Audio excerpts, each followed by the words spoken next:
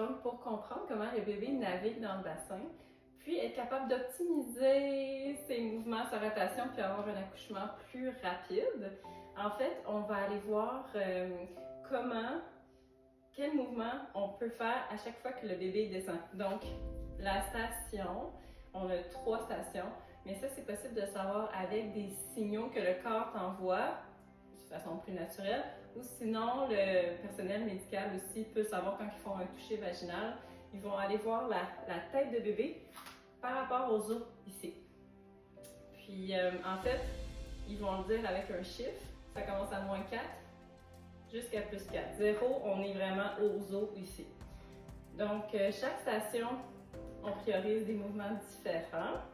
Puis, on va aller voir ensemble, c'est ça, qu'est-ce qui favorise le passage du bébé. Quand que c'est au début, dans -4 à -2, on va aller plus dans les mouvements qui vont aller favoriser l'antéversion, c'est le mouvement du sacrum. Quand le bébé est rendu à 0 à peu près, je dirais -0 à +1, on va aller chercher des mouvements asymétriques.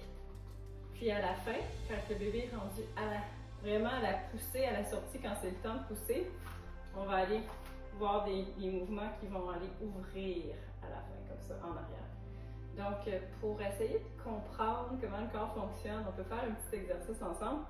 C'est qu'on s'assoit puis on se met les mains en dessous des os aussi. Je peux vous montrer juste ici par terre. Et là, quand on est assis, c'est plus facile sur une chaise. Là.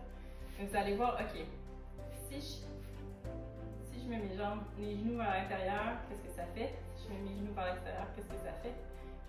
Puis en ce moment, ma position, est-ce que ça vous fait penser aussi à quelque chose? Quand on accouche à l'hôpital, qu'on est sur le dos, premièrement, quand on a les jambes écartées comme ça, les os viennent se coller ensemble. Donc, on fait le contraire de ce qu'on veut. Nous, on veut aller ouvrir. Puis en plus de ça, on est assis sur notre sacrum. Donc, vraiment, tout se rapproche. C'est vraiment pas une position idéale pour accoucher.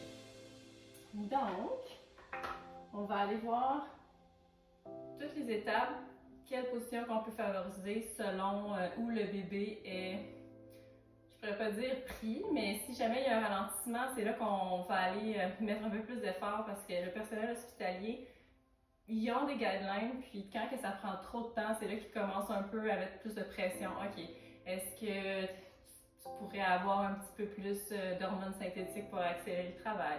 OK, est-ce qu'on va crever la poche des os? C'est toutes des techniques qui font pour que le travail aille plus vite, mais qui ne sont pas nécessairement naturelles. Donc, avec le mouvement, on favorise vraiment la descente du bébé rapide, puis on ne vient pas jouer avec Mère Nature.